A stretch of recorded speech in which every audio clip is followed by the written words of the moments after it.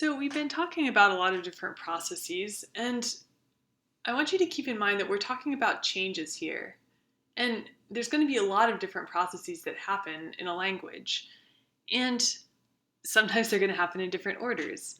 And so sometimes we can infer the order in which processes occurred by looking at the previous forms compared to the modern forms and making inferences about which occurred first. And this is exactly the same as phonological rule ordering, which we talked about in phonology. So let's take the example of Latin bon, which meant good, and French bon, which means good. So what happened? Well, there's two processes that happened here. There had to be a vowel nasalization process and then because the O goes to on, there also had to be consonant deletion because the N got deleted. So, which happened first? Well, you might just be able to figure this out by yourself without making a derivation table or any sort of table. You might say, well, it looks like the vowel nasalization would have had to happen first because otherwise, if the N had already deleted, then there would be no reason for the vowel to nasalize, right? So if that logic makes sense, then that's fine. If you're not sure, you can try making a table of historical changes. It looks exactly like our derivation tables. Start from the Latin.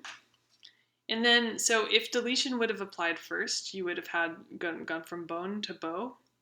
And then nasalization would not have occurred. You would have ended up with the French form beau, which is not right. On the other hand, if nasalization occurred before deletion, you would have the Latin bone, then you would have a nasalization, making it bone. I have trouble saying that. And then the N would delete to bon, and you end up with your correct French form. So you'll have some practice exercises on this, but make sure you understand the ordering process.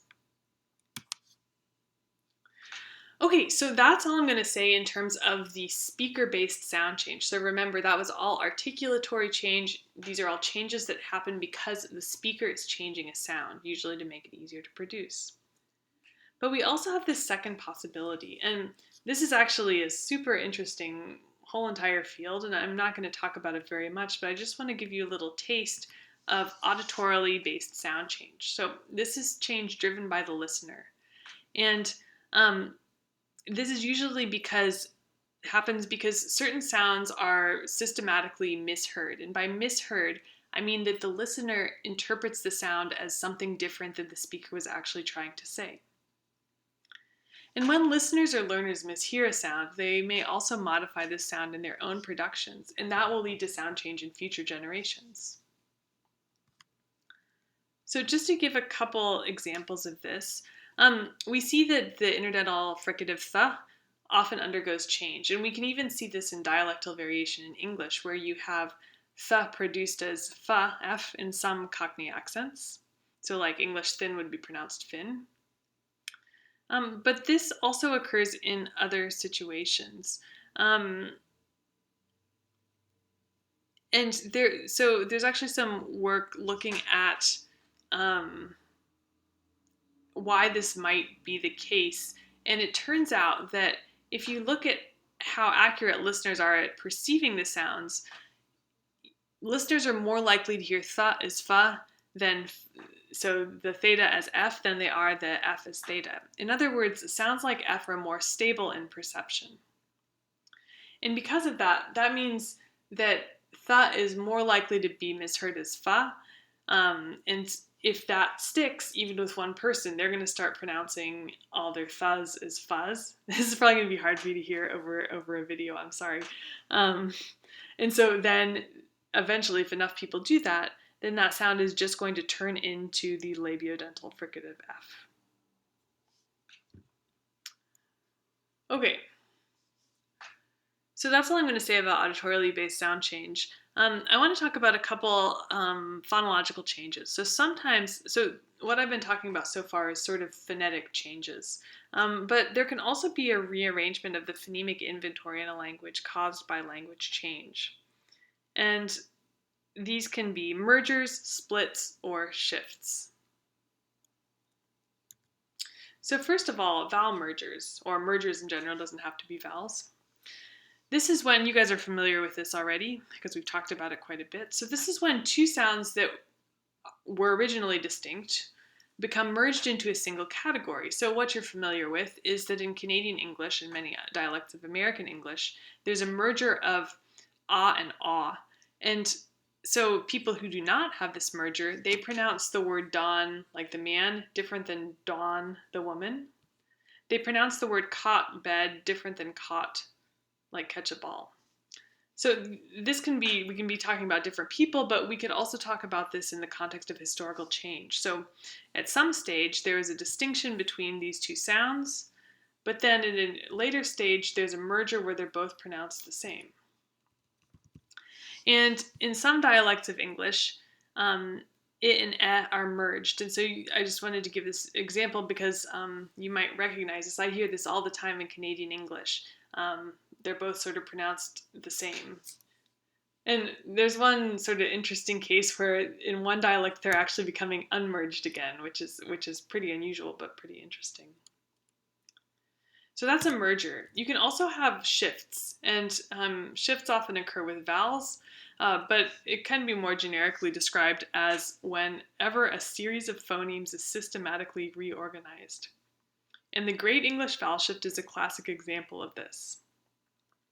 Now, I mentioned that one of the big sources of problems with English spelling, or the fact that it's so confusing, is because of consonant deletion. But the biggest cause of weird English spelling is because of the Great English Vowel Shift, which happened between Middle and Modern English. So let's take a look at some of these forms in Middle and Modern English. So, for instance, we had Middle English teed is now pronounced tide, so E went to I. Lewd, so what's now loud was pronounced lewd. Geese was pronounced geese. C was pronounced say. Goose was pronounced goose. Broken was pronounced broken. And name was pronounced nama. And so if we look at these changes, you don't have to remember them right now, but I've just listed them here. But what I want to do is I want to look at these in the context of our vowel chart. So what happened? So first of all, the high vowels fell off to become diphthongs. So E became I and U became ow.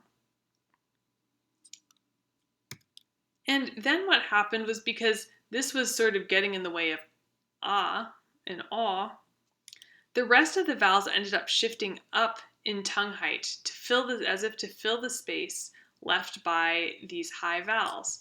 So ah became a became e became e, aw became o, and o became oo. So basically these vowels shifted around to remember in typology I mentioned that vowels like to sort of fill up the entire vowel space. This is an example of that.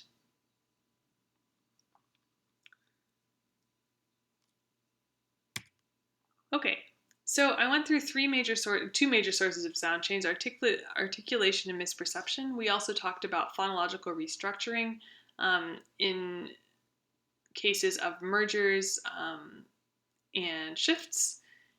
And one thing that's really important to remember is that while we think of historical linguistics as things that happened a long time ago, it's really ultimately about language change. And language change happens every day in the modern world. And there's lots of different reasons for this, including lots of social reasons. And that's what we're going to be talking about next in sociolinguistics. So stay tuned.